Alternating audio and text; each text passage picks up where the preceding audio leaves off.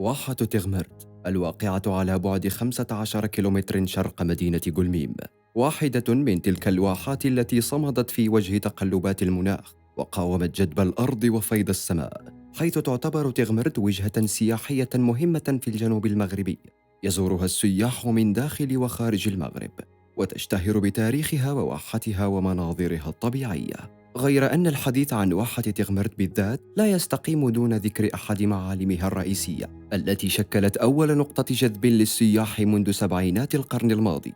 إنها قصبة متحف القوافل الذي يتخذ من قصبة شيدت قبل 300 عام وسط الواحة، ويعرض صاحب متحف القصبة أواني وأحجار وصناديق خشبية لحفظ المدخرات وأدوات تعود إلى فترات زمنية مختلفة، لعل أغربها عظام الحيتان العملاقة والدلافين التي لفظها البحر وغطتها رمال الصحراء، إضافة إلى عظام الجمال وقرون الغزلان. المتحف وجهة مفضلة للراغبين في اكتشاف التفاصيل الدقيقة لأسلوب العيش اليومي للصحراويين والغوص في عاداتهم وثقافاتهم الغنية والمتنوعة، ويعرف استقطاب المئات من الزائرين والسياح من مختلف الجنسيات، فضلاً عن انفتاحه المتواصل على البعثات الطلابية والمؤسسات الجامعية ومراكز الدراسات والأبحاث، وعن دور الضيافة والمنتجعات التي افتتحها أبناء الواحة خلال السنوات الأخيرة في إطار جهود للنهوض بالسياحة ودعم الاقتصاد المحلي.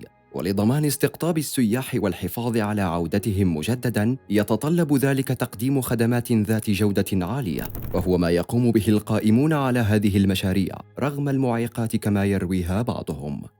وهذا المتحف هذا درناه تقريبا وهو معروف عن جميع المواطنين وجميع السكان ديال القليمي. يعني هذا المتحف درنا احنا في تقريبا في 98 باش. والدار ملي نتكلموا على الدار ملي الدار عندها تاريخ، يعني كانت ساكنين فيها الناس وبكرين الناس والقياد تبارك الله في ذاك الوقت، وكان ساكنين فيهم الاعيان ديال القبيله ديال قبيله صوافيط، وعندها دار وعندها التاريخ كبير وكبير، وما نقدر نقول لكم اللي عليه بزاف. يعني شي اللي شتا انايا وشاف والدينا دار عندها تاريخ كبير. وهذا هو باش فكر باش ندير فيها متحف في الثمانينات والتسعينات. يعني انا قديم في هذا الشيء ديال السياحه، ودرت فيها متحف جمعتها شي ديال التراث وشي ديال الادوات ديال الصحراء باش ندير فيها متحف باش نحتفظوا على التراث ديالنا ونحتفظوا على التقاليد ديالنا ونحتفظوا على المسائل ديالنا. والسواح ملي كما كيعرف الجميع السواح قليميم وادنو معروف بالسياحه، وخاصه تيغمرت اللي ما يعرفها راه يعرفها، معروفه في العالم. تيغمر كيجوا السواح من جميع القارات، وهذا واش حافظنا على التراث ديالنا وحافظوا على المتحف درناه هنا. وماشي غير هنا، راه كاين متحف ثاني ملي، راه كاين جوج متاحف هون في تيغمر باش نعرفوا على جميع المواطنين. والحمد لله باش حنا ملي رانا خدامين على حساب بحال قلنا حنا الامباصاد ديال دولتنا، كنعرفوا جميع السواح على التقاليد ديالنا وعلى التراث ديالنا. والحمد لله رانا فرحانين. نتمنوا خا سمحوا لي هذه الرساله هذه نوصلها من الناس المسؤولين ديال قليميم. راه تيغمرت راه معروفه بالسياحه وخاصهم يشجعوها وخاصهم يحتفظوا على التراث، خاصهم يوليو ثاني يولي يتسافدوا من قويدير كيفاش طاح. واحد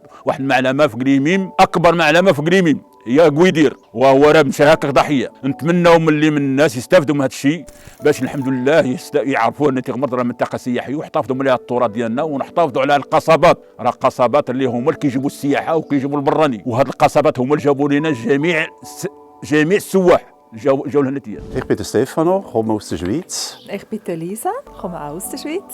Genau. Wir sind das erste Mal da. Wir machen eine Rundreise im Anti-Atlas und sind hier in diesem wunderschönen Ort gelandet. Genau, und es ist wirklich interessant, in dieser Oase anzukommen, wo wir jetzt sind. Es ist extrem schön und freundlich. Vor allem die Leute hier sind extrem gastfreundlich.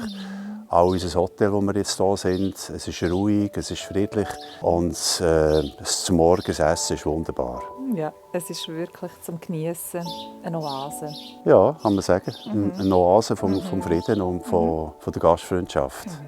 Wir reisen weiter nachher Richtung Tafraud und gehen nachher noch in die Wüste, in Erkçigaga. Und nachher weiter Richtung Ouarzazate, Ait Ben Haddou und Taroudant und zurück nach Agadir. Ja. Und freuen uns. Wir sind erst seit 2-3 Tagen unterwegs. Gell? كما لا يخفى على الجميع أن واحة تيغمرت كانت دائما ولا زالت هي القبلة الأولى للسياحة في الجهة، وكذلك كانت هي المعرف بالثقافة الوادنونية. فاليوم الحمد لله احنا في واحة تيغمرت عندنا واحد مجموعة من دور الضيافه لميزون دوت، مجموعه من المنتجعات السياحيه، مجموعه من الفضاءات الثقافيه اللي يقدر فيها السائح انه يجي يلتمس ويكتشف الحياه ديال الناس ديال الواحه، كذلك يندمج في الثقافه ديالنا ويندمج في الحياه ديالنا في واحة تيغمرت. اليوم كما يعرف الجميع ان السياحه في المغرب كتعرف واحد النوع ديال الديناميكيه. اليوم كاين ورش كبير ديال النهوض بالسياحه في المغرب في افق ديال الخطه ديال 2030. وحنا كذلك في تيغمرت حاولنا اننا نسايروا الموجه ونسايروا كذلك هذه التطلعات ديال الدوله ديالنا في اطار النهوض بالسياحه، وحاولنا نركزوا بزاف على الانشطه الثقافيه في السياحه، لان اليوم عندنا نقص كبير في الانشطه الثقافيه. السائح كيجي للواحه من الانشطه الثقافيه ما كيقدش يلقاهم، ولا الانشطه الثقافيه قلال. فاليوم حنا كنركزوا على الانشطه الثقافيه، ان السائح يجي يكتشف الحياة، يشوف ثقافات، يكتشف الفن، يكتشف جميع الواحة بجميع حالاتها، لأن الواحة هي واحد المنجم خصب للاكتشاف ومنجم خصب للتعرف على التاريخ ديال جدودنا. فاليوم حنا مشينا في هذا الطرح كشباب اللي مهتمين بالنهوض بالسياحة في البلاد ديالنا. Je m'appelle Marie-Christine et je viens de France. Moi, je m'appelle Marie et je viens de France aussi. Alors, on a décidé de venir dans la Palmeraie voir ce que c'était un oasis. Parce que, en tout cas, moi, je ne connaissais pas. Toi, tu Oui, moi connaissais. j'avais déjà vu. Voilà. Je suis venue plusieurs fois au Maroc, oui. Et ça nous a énormément plu. Voilà. Les palmiers, les petits jardins, Les oiseaux. le musée qu'on a visité, Ah ouais, qui est très le musée. intéressant, le Et Habib musée. est un bon guide en plus. Voilà. Hein, donc, Et donc puis voilà. ici, L'ambiance ici, l'ambiance très très sympa. sympathique, Nordine adorable, On vraiment. fait bien manger. Ouais, on a bien mangé, les tagines. Voilà, donc Peut-être il manque un endroit pour regarder les étoiles. oui, Parce qu'on est allé voir les étoiles, mais on était debout comme ça, la tête en l'air. il manque des transats. Des transats pour les étoiles, voilà. Mais sinon, tout est formidable. Tout est parfait Ouais. ici. الحمد لله حنا تيغمرت واحد المنطقه اللي هي سياحيه بامتياز، نقدر نقول عندها اول واحه في المغرب من ناحيه السياحه، فيها واحد دور ضيافات اللي هما نموذج على المنازل التقليديه هون في الصحراء.